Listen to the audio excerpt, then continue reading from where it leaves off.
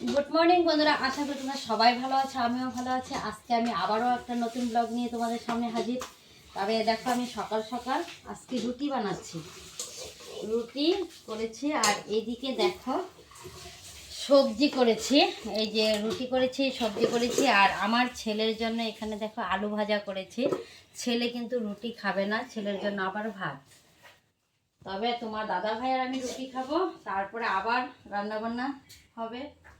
আর বাড়িতে আজকে কি হবে সব কিছু শেয়ার করব। কি কারণে আজকে সকাল সকাল রুটি বানাচ্ছি আর কেনই করছি সব কিছুই বলবো। এখন আমি ডিমগুলো সিদ্ধ করে নেব।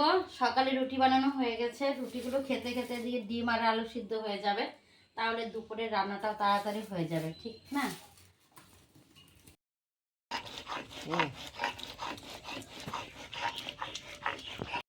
আমার রান্না বান্না কমপ্লিট। এটা করেছি হেলেঞ্চা শাক, এখানে করেছি আলু ভাজা, আর করেছি একটা নিরামিষ সবজি।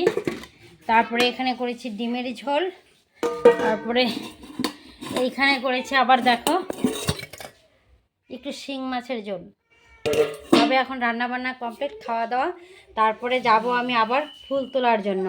কি কারণে ফুলগুলো তুলবো সব কিছু শেয়ার করব, তোমরা সঙ্গে থাকো। ফুল হয়েছে, তুলি তোল তোল তোল।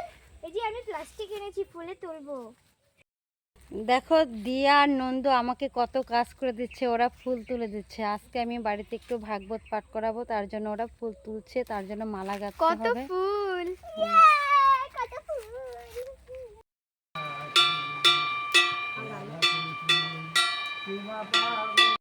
শুভ সন্ধ্যা বন্ধুরা, আমাদের বাড়িতে আজকে ভাগবত পাঠ হয়েছে, তার জন্য এই দেখো কপালে তিলক। এখনই শেষ হলো, সবাই চলে গেল। তবে আজকের মতো ভিডিওটা এখানেই শেষ করছি। তোমরা সবাই ভালো থাকবে, সুস্থ থাকবে। Tata, by.